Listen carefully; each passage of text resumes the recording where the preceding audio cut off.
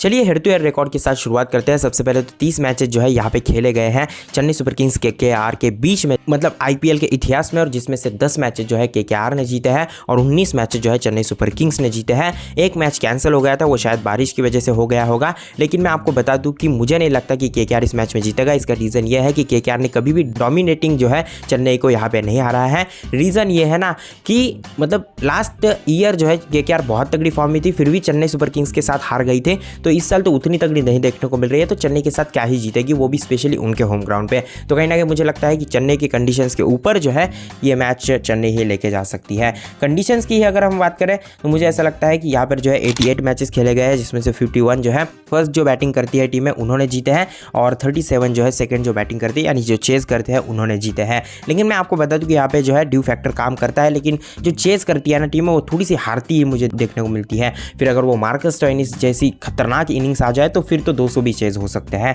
वो factor due अगर ज़्यादा हो ना तो फिर तो मुझे लगता है कि चेज यहाँ पे हो ही सकता है। हालांकि कौन कैसे चेज करेगा वो तो मैच में पता चलेगा। इसी के साथ स्पिनर्स ने 55 और साथ ही साथ फास्टर बॉलर्स ने 66 विकेट्स यहाँ पे लिए हुए हैं लास्ट कुछ मैचेस में चेन्नई के विकेट के ऊपर। तो मुझे लगता है कि यहाँ पे स्पिनर तो ज़्यादा चलते हैं और ये तो किसी को भी बताने की जरूरत नहीं है। चलिए प्लेइंग 11 की बात करते हैं। कोलकाता नाइट राइडर्स की बात करूँ तो Sunil Narayan, Quinton de Kock open करेंगे और मुझे नहीं लगता कि अभी गुरबाज की जरूरत है। हालांकि ये टीम दे भी सकती है उनको चांस, लेकिन देखते हैं अभी क्या होगा। वेंकटेश अय्यर, उसके बाद रिंकू सिंह, उसके बाद रसल, उसके बाद रमनदीप सिंह, उसके बाद Harshit Rana, Johnson, Spencer Johnson comeback कर चुके हैं लास्ट मैच में। हालांकि इस मैच में जो है अतिरिक्त स्पिनर को भी मौका मिल सकता है क्योंकि स्पिन विकेट है। उसके साथ वरुण चक्रवर्ती और वैभव अरोरा, ये मेरे हिसाब से इनकी 11 होगी और रघुवंशी इंपैक्ट खिलाड़ी में रहेंगे। अब मेरे हिसाब से जो है यहाँ पे इंपैक्ट खिलाड़ी और ये सब कुछ बदलाव कुछ भी नहीं होंगे। हालांकि एक स्पिनर जुड़ सकता है और मोइन अली का नाम ध्यान में रखना। शायद मोइन अली जो है मेरे हिसाब से चेपॉक के ग्राउंड के ऊपर उनके स्टैट भी अच्छे होंगे क्योंकि वो चेन्नई के लिए खेल चुके हैं काफ़ी साल।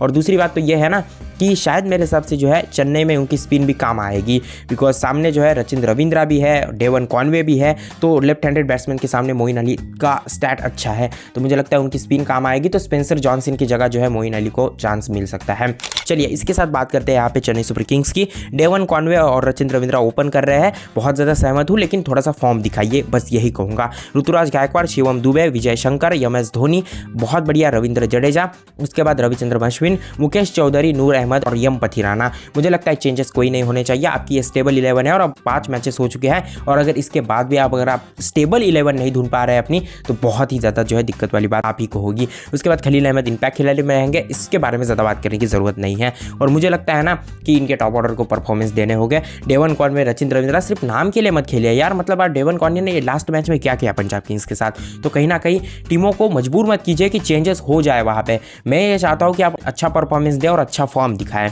तो मुझे लगता है कि 11 में चेंजेस नहीं होंगे। चलिए इसी के साथ कुछ स्टैट देख लेते हैं। सबसे पहले हम चेन्नई सुपर किंग्स के टॉप परफॉर्मर्स की बात करते हैं। नूर अहमद टॉप क्लास फॉर्म में है, पर्पल कैप लेके बैठे हुए हैं, 5 मैचेस में 11 विकेट्स लिए हैं, 8 की इनकी इकोनॉमी है। मुझे ऐसा लगता है ना कि तगड़ी बॉलिंग कर रहा है, और 10 करोड़ क्यों दिया गया है वो तो बताने की जरूरत नहीं है। मैंने ना मतलब तभी कहा था कि नूर अहमद को 10 करोड़ दिया है ना, तो वो उसको जो है डिजर्व करते हैं, क्योंकि नूर अहमद जो है वो रशीद खान के अंदर वो ट्रेन हुए हैं। दूसरी बात तो यह है कि उनका सेम एक्शन है, लेकिन वो मेरे सबसे लेफ्ट हैंडेड स्पिनर है, रिस्ट स्पिनर है और बहुत तगड़ी बॉलिंग करते हैं। मुझे ऐसा लगता है कि इनका ये मतलब तगड़ा सीजन होगा, या तो मिचेल स्टार्क या नूर अहमद, दोनों में से एक पर्पल कैप लेके जाएगा। लेकिन नूर अहमद जो बॉलिंग कर रहे हैं, स्पेशली इतना ज़्यादा डोमिनेट करते हुए मुझे चेन्नई के खेमे में किसी भी बॉलर को मैंने नहीं देखा। लेकिन एक अहमद और है, और वो है खलील अहमद, जिन्होंने 5 मैचेस में 10 विकेट 8 की इकोनॉमी के साथ लिया है। इनका भी भैया टॉप क्लास फॉर्म चल रहा है। इन दोनों के सिवाय कौन चल रहा है यार चेन्नई में? अगर अदर कोई भी बॉलर चल जाए ना तो ये टीम बहुत ही बढ़िया सीजन को निकाल सकती है। अभी भी चांस है, और ये पहले भी चेन्नई ने करके दिखाया है।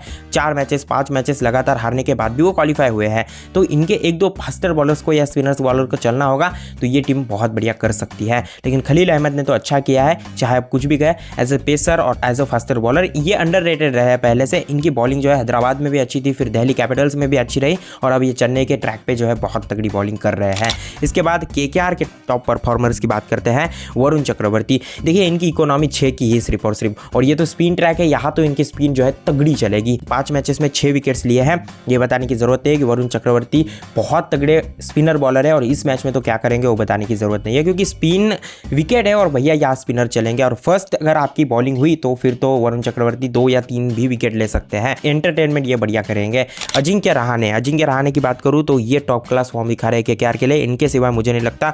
रघुवंशी और एक ये इनके सिवा मुझे नहीं लगता केकेआर के लिए उतने बढ़िया किसी ने रन्स बनाए हैं। क्विंटन डिकॉक को एक ही इनिंग आई, लेकिन वो 5 मैचेस हो गए आपके, और एक इनिंग से नहीं चलता है ब्रो। लेकिन मुझे लगता है कि अजिंक्य रहाणे की अगर मैं बात करूं तो एज ए कैप्टन जो है आपको ये तगड़ा फॉर्म दिखा रहे हैं, और मुझे ऐसा लगता है ना, अगर आपका कैप्टन खेल रहा है ना तो आपको भी फॉर्म दिखाना चाहिए। कैप्टन ने 5 मैचेस में 184 रन बनाए, 160 का स्ट्राइक रेट है, और रहाणे से आप इतना ज़्यादा मतलब सोच भी नहीं रहा था मैं, लेकिन उन्होंने करके दिखाया। और मुझे लगता है इनका 300-400 रनों से भी ज़्यादा वाला सीजन इस साल जाने वाला है, क्योंकि जिस तरीके के ये फॉर्म में है।